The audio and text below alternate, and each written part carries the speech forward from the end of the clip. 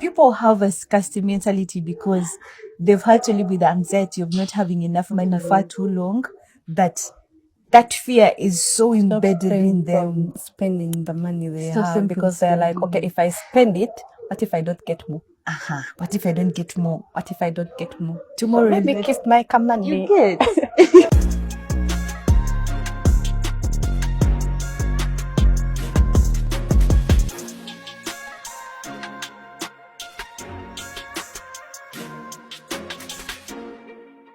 Hello, welcome back. It's Conversations with Tracy and Vera. It's good to have you again. Today we are going to delve deep into anxiety. Yes, so Vera, Yes, Tracy. before we came on set, you were talking about anxiety. Yes. Just for our viewers to know and to be on the same page. How have you ever experienced anxiety? Very many times. So Very many times. How have you handled the whole thing? Okay, take us through. Well, first and foremost, thank you for that question. Usually I experience anxiety in very many things that I do. Starting from childhood up to where I am right now, I still face anxiety. Yeah. And one thing I have learned with that, anxiety is an experience. Yeah. It is not my problem, but rather it's an experience. And I believe everyone out there actually do experience it or does experience anxiety. Yeah. Yeah. I'll go back to my childhood. As a child, I used to get anxious. Whenever I would do something very wrong, and I know, okay, here I've called for canes, proper canes. I'd get so anxious, yeah. And now growing up, school life, then now we are in the working space, I still do face anxiety in so many ways. Approaching new people, working on something new, wanting to move from one level to another level, yeah. Now, when I was moving from high school to campus, it was a whole other new environment, new. So that anxiety used to creep in. And then moving from campus to now work, anxiety still creeps in. You're going to meet new people. You're going to meet different people. You're going to meet different bosses. They have different characters. You don't know. You get. So anxiety still creeps in so many times. Okay. Yeah. I highly resonate. True. And I believe everyone actually out there. Yes. Yeah. Experiences it. So from your experience, how has the anxiety manifested? Are you one of those people whose legs shake when you stand in front of crowds or when you exhausted? The physical manifestations, the mental manifestations. For me, there's this one time I had to make a presentation on a poem. I had practiced for a month. I just me about that. Oh my goodness. On the day of presenting, I stood in front of the crowd and I forgot the first two stanzas of my poem. Your brain just froze. It just froze. Yeah, so I don't hear know you. how does it manifest on your side? The phrasing does come in. Yeah. You know, when you're going to, let me say, you're in front of an audience, you're going to say something, you're going to present something. Yeah. You've crammed it literally everything. You have everything here. And then when you get in front there, everything just disappear. It's like somebody and you start stuttering. got a rubber in front of the in front of the audience. Yeah. I usually get brain freezes. I also feel restless. Sorry, pardon me. I feel restless. Yeah, and then the stomach ache. You know that the bubbles, the butterflies that come whenever you feel anxious. Are those really butterflies? I don't. There's something else. Yeah, feeling cringe and all that. Yeah. That really happens to me a lot. And then frustration, or I get angry. Yeah. I remember sometime back in school, something had happened. and I found myself in a situation that I didn't want to be in. Oh my God, it was so frustrating. And then a friend of mine comes to me and they joke about it. Tell me why I lashed out on this person. I So understand you. Because why are they joking about about my your situation? frustration? Yeah. Yeah, so those are one of the ways that I experience anxiety. Yeah. Okay. Amazing. Amazing. So, how often do you experience anxiety on average? Is it something that happens all the time, every day? Are you somebody who is constantly experiencing anxiety, like a social anxiety, every time you have to interact with people? Are you always feeling the anxiety? Or Back when I think I would feel very anxious, like literally on a daily. Yeah, meeting new people, doing new things, those would make me feel anxious. Yeah, but now that I'm getting used to the entire or to the whole, whole what? corporate world? With everything, like getting used to each and everything the way it's going, I'm slowly learning to cope with my anxiety. Yeah. Okay. It's not as it used to be back then. Okay, now maybe it's once in a while. It's once in a while, really. Yeah, so that shows you how I've actually improved on my anxiety. Yeah. So, how have you coped? How have I coped? Well, I usually do affirmation words. Nice. Yeah. I usually do affirmation words, and then I also tell myself that it is not about choosing things that I'm comfortable with. Yeah, it is about doing things that matter and things that are going to add value to me. Yeah, despite the fact that it's making me anxious, I have to go in for it and do it regardless. That's very profound. Yeah, so that's how Managed to I do manage to deal with it. amazing there. So talking about myself and my anxiety, yeah, I want to hear from you. Like, what is that main thing that really gets you anxious? It gets me anxious. Yes. Before, this is something that I healed from. Before, it used to be stage fright. Yeah. Like actually having to appear, put myself out there. Yeah. I used to get so anxious. So anxious. It happened on two occasions. Like that story I just gave was the very first time it happened. It was back in high school. I had to present a poem and I just got a brain freeze. A year later, I still have to present another poem somewhere. Still prepared. Some pieces that I've written myself. And I just forget. And it's just not true. One would be I've crammed, but it wasn't that I'd crammed. I was just too scared. And it's like the fear just robbed me of everything. Yeah. Actually, anxiety is a scam. It is a very huge scam. It's a very huge scam because it makes you doubt your capability And what you can do. and what you can do. And yet sometimes you've put in the work. You've done the necessary things. Yeah. You just have to be calm. Yeah, you just have to be calm. Tell yourself that you can do it actually. Yeah, those are the words of affirmation that I actually tell myself whenever anxiety creeps in. I'm like, yo, not today. Not today. I am enough. You're not having me today. I can do this and I'm going to do it. Yes. Okay, so more about anxiety. Talk about the anxiety you get when you don't have money. Oh my God. Oh my God. I think our viewers can help with this. The anxiety of money. I feel like it should be put in a category of its own. like there's panic attacks, there's these things, but then there's like money. When you even lose sleep, Let me tell you, money is such a thing. When a person promises to give you money, if you've been having a bad day, if everything has been annoying you, just the thought of knowing the hope someone is going to give you money, it's enough to like, light up the okay, world. everything here is okay. Yeah.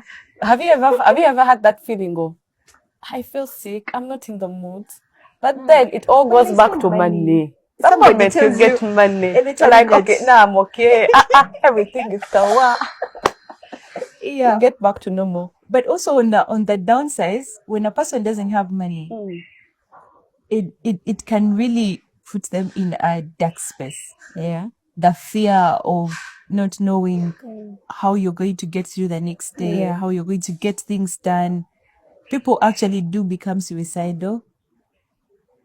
Okay. So the anxiety around money, I feel like I cannot even elaborate it enough because it cuts so deep. So deep. It will affect one's confidence. It will affect how one shows up. It just affects everything. You even find someone lashing out on people just out of the blue because they don't have money. Money is just Money is something important in our lives. Oh my goodness! Like everyone has to have money. Everyone has to have money. Money is what keeps life going. Yeah. So the anxiety around money is, in my opinion, it is the most severe type of anxiety when a person starts to be anxious about money. Yeah. There's this thing that has been going around, scarcity mentality, about money. People have a scarcity mentality because they've had to live with the anxiety of not having enough money for too long, that fear is so embedded in them. Spending the money they Stops have them because they're like, okay, if I spend it, what if I don't get more? What if I don't get more? What if I don't get more? Tomorrow is Maybe kiss my money. get. Tomorrow is not guaranteed. Tomorrow is not guaranteed. Yeah, I feel you. I hear you. Yeah. Okay, now, what about in the workspaces we are in right now? Yeah. Talk about the anxiety that people face at work. Different. Well, personally, I've not been. I've never experienced a toxic workspace. I thank God for that. But I would love to talk about this from one of our sessions that we held, the youth sessions. We had a gentleman who was faced with such a situation. They were in a very, very toxic work environment. The best way I can address it is how it affects somebody's productivity. It hurts to do the most in a workspace, and your bosses just never recognize it. Or they always trash talk you. Yeah. That actually makes me very anxious. To have a boss that just lashes out, even when you do something very small. Back away video. Yeah. You collect. There's this bizarre story that I had somewhere. Yeah. That there's this boss who got so pissed at what their employee was doing, and in the course of abusing them, they called them little boy. Like this is a grown man, and they just addressed them like in their lashing out, they demeaned them. Now you know how words are powerful. Yeah. When you have a toxic boss who constantly undermines what you do and constantly puts you down, it affects. You end up doing mistakes even where you shouldn't do mistakes because you're so scared of making the mistake that you do the mistake. And I put my business. And it affects how somebody views themselves. It affects how somebody grows in career and all that. Yeah, so workspace anxiety, it is something. It is actually real, and I believe people need like ways on how to cope up with the anxiety in workplaces. The best thing, one of the ways that I can think of is a person learning how to take breaks. Breaks in the sense that show up at work, do what you have to do, but sleep when you have to sleep. Yeah, because sometimes that workspace is so toxic, but you can't leave. Like Jim said, work to grow yourself, not your boss. That's so important. That's so important. Yeah. My friend was telling me about how I am always hopping from job to job. Now, one of the reasons for me is that I think I internalized that so much. I took it so personally. When I'm at a job, one of the things I look out for is what am I learning? what am I getting from here? Once I feel like I have learned, I have gained the skill, I will then want to move on to another place because I'm not just looking at earning the money. I want to get the skill. Yeah, sure. So, yeah, for me, that's how I think about work.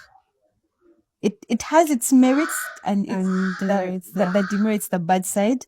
But yeah, you have to show up at a job to gain skills. Yeah, you have to be able to give the value, but you have to figure out what am I taking from this as well. How am I growing as a person? And then when do you move on? Okay, we go back to anxiety. Yes, the coping of people with anxiety in workplaces. Pour into yourself often.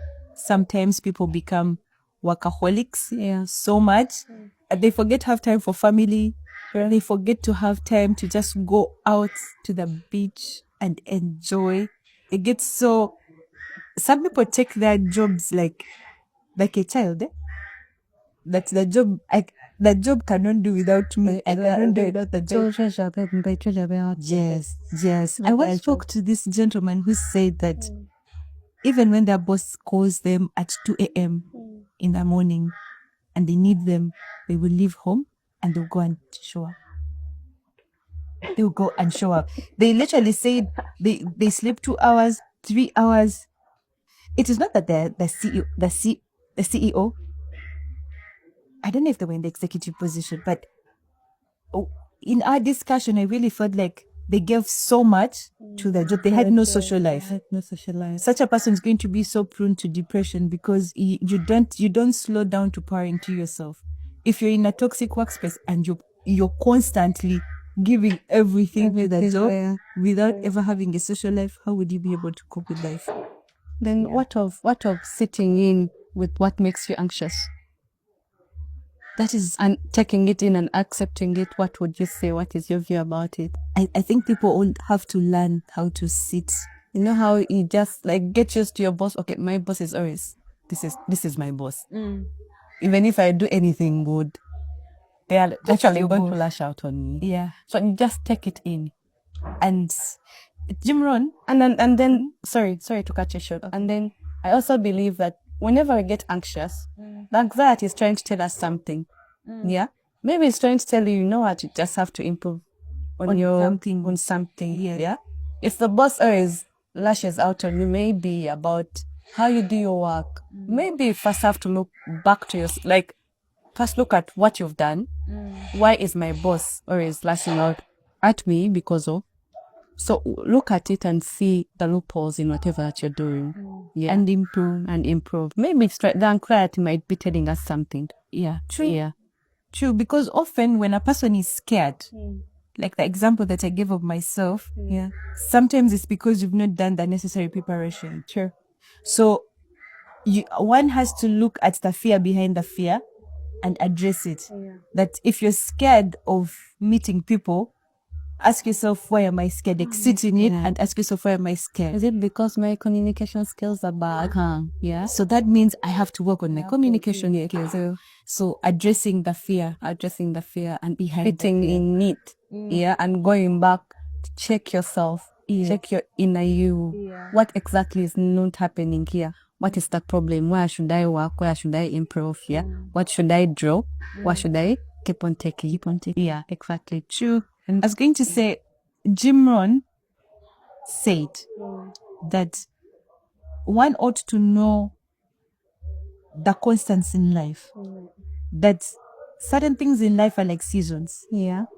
If it is a sunny season, you just cannot complain about the sun and expect to change the fact that you're in the dry season. I mean, it's the dry season. Yeah. If it's a rainy season, it's a rainy season. You can't do something about it. You have to learn how to live with it.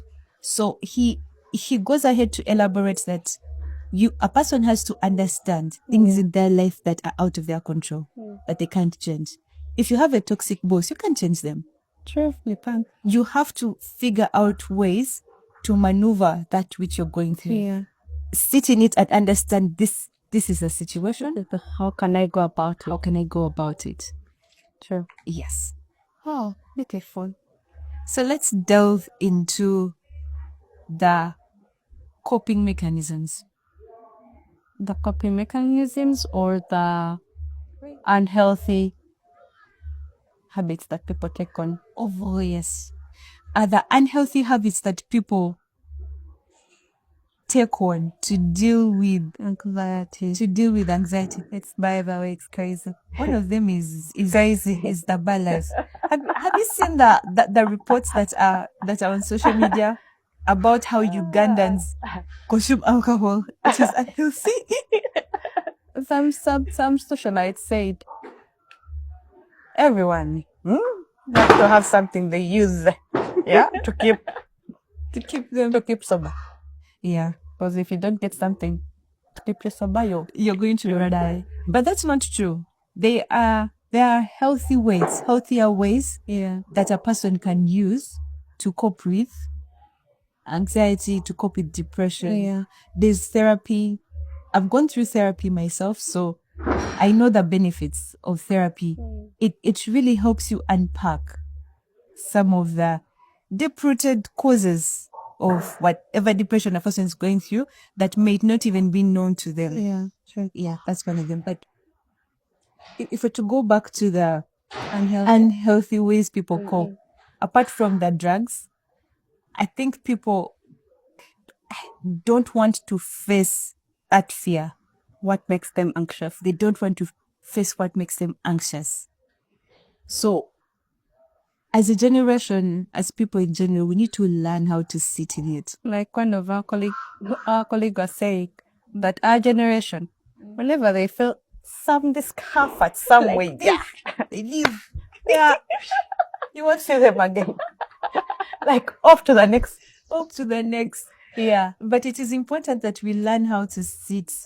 But you realize that the more we situation. keep on quitting on things that make us anxious, the more our lives shrinks. Because you're not making progress. The more we don't learn. You're always going to keep on running away, running until when. Yeah. And the running won't stop. So if a person has a toxic boss and you just keep hopping from one job to another, when will you learn? When will you ever learn how to deal with toxic bosses? When will you learn how to have skills like working under pressure? Because often a person is abusing you because there's a pressure they are getting for maybe the demand, and they have to put pressure on you. So if you don't learn how to sit in that, you will not grow that skill of working under pressure and still being able to deliver good work. So we have to learn how to learn. And with the learning, you just have to take baby steps, really. Yeah. Just have to keep on slowly, one day at the park, one day at a time. And small habits, 1% change. 1%. As you sit down and ask yourself, what do I need to change? What is anxiety telling me? What do I need to change about myself? Maybe I need to grow thick skin when it comes to taking in criticism from people. Yeah. Maybe you need to learn your triggers. You know what triggers you into anger, what triggers you into this, and learn how to deal with them. Like, do the work. Like I was actually watching one of Mel Robbins' podcast on anxiety. Yes. And she said, I don't know, they said, okay, that no one is coming to save you. Yeah. It's you that has to save yourself. True. So either start loving yourself the way you are and taking in whatever that comes your way. And learn on how to deal with it. What else? No one is coming. No one is coming your way. Yeah, it all goes back to you as a person. Yes. Yeah, true. So, and the other thing that actually, I'll go back to one of the things that actually make people anxious. Comparing. Yes, comparison is a thief of joy. It will steal that joy. It is a normal thing to compare yourself. It's not real. It is actually a normal thing, to compare yourself. But then again, back to Mel Robbins' podcast, they said that instead of comparing yourself with your friends, why don't you compare yourself to a person you're looking up to? That's like a whole mindset change. I believe this person will make you want to be even better But if you compare yourself to your friends, I mean, oh, what do you have that I don't have? Okay. I don't know, but you see, some people have friends who are actually better and they are where they want to be. Exactly. They are where they want to be. But if you're to compare yourself to a person you're looking up to, I don't know the person you're looking up to. Yeah. I believe that comparison is going to be of benefit. Other than this comparison of my friend has a shoe that I do not have. Yeah. So you also want that shoe. Where is that going to take you? Where is that going to take you?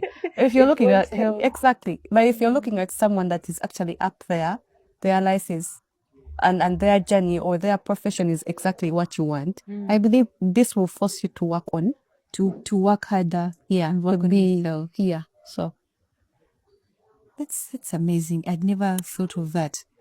I've never thought of comparison to someone that actually in that way. yeah. That's amazing.